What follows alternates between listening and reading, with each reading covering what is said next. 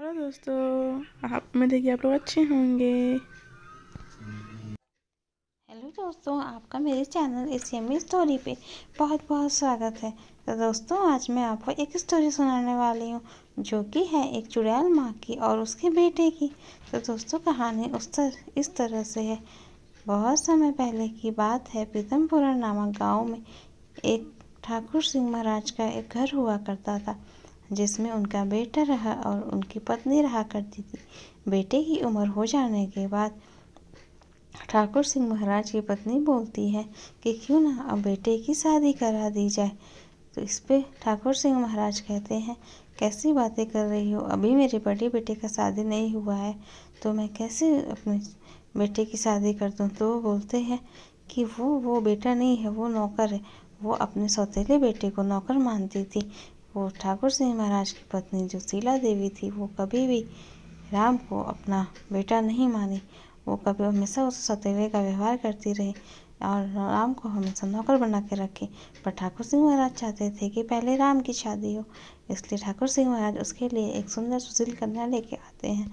जब वो सुशील कन्या घर में आती है तो देखती है कि इनके साथ तो नौकरों जैसा व्यवहार हो रहा है।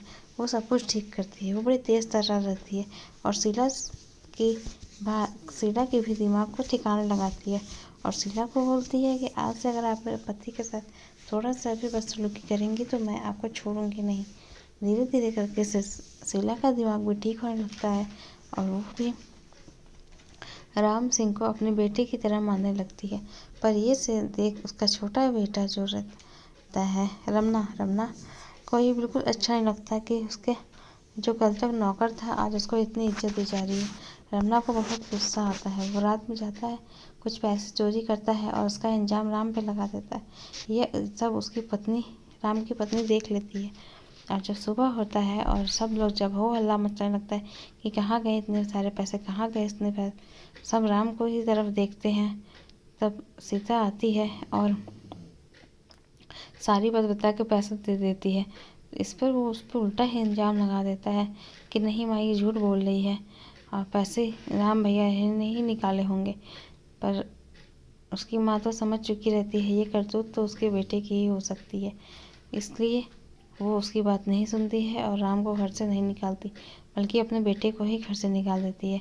जब उसका बेटा घर से निकल जाता है तब कुछ तो जाने पर उसको यह एहसास होता है कि राम भैया कैसे रहते अकेले, कितना उनको सहना पड़ा मेरी वजह से।